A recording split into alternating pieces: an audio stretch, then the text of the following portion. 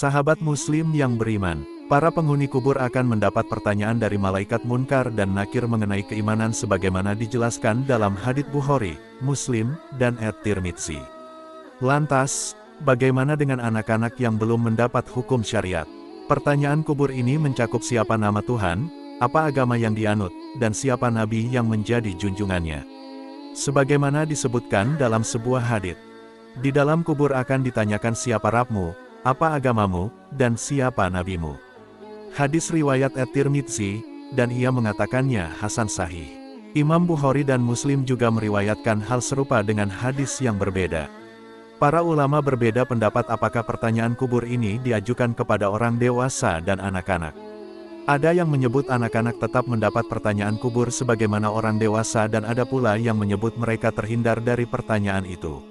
Ibnu Qayyim al-Jauziyah mengatakan dalam Ar-Ruh li Ibnil Qayyim, pendapat yang menyatakan anak-anak ditanya di dalam kubur disebabkan karena mereka juga disyariatkan salat dan berdoa agar terlindung dari siksa kubur.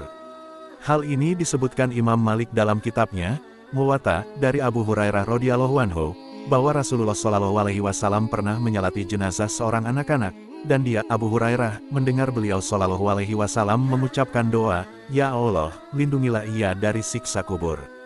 Pendapat yang menyatakan anak-anak tetap mendapat pertanyaan kubur turut dikuatkan oleh Imam Syamsuddin Al-Qurtubi dalam kitab At-Tazkirah. Ia mengatakan, di dalam kubur, akal anak disempurnakan supaya bisa mengetahui kedudukan dan kebahagiaan mereka. Kemudian, mereka juga diilhami jawaban atas pertanyaan yang disampaikan oleh malaikat kepadanya.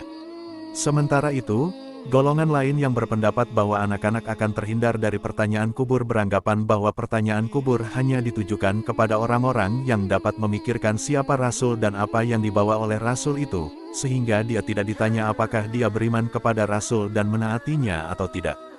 Kalaupun yang ditanya itu seorang anak yang sama sekali belum balik, maka bagaimana mungkin dia diberi pertanyaan seperti itu? Sekiranya akalnya dikembalikan kepadanya di dalam kubur, maka dia tidak akan ditanya tentang hal-hal yang tidak mungkin diketahuinya, jelas Ibnu Qayyim al-Jauziyah. Wallahu a'lam.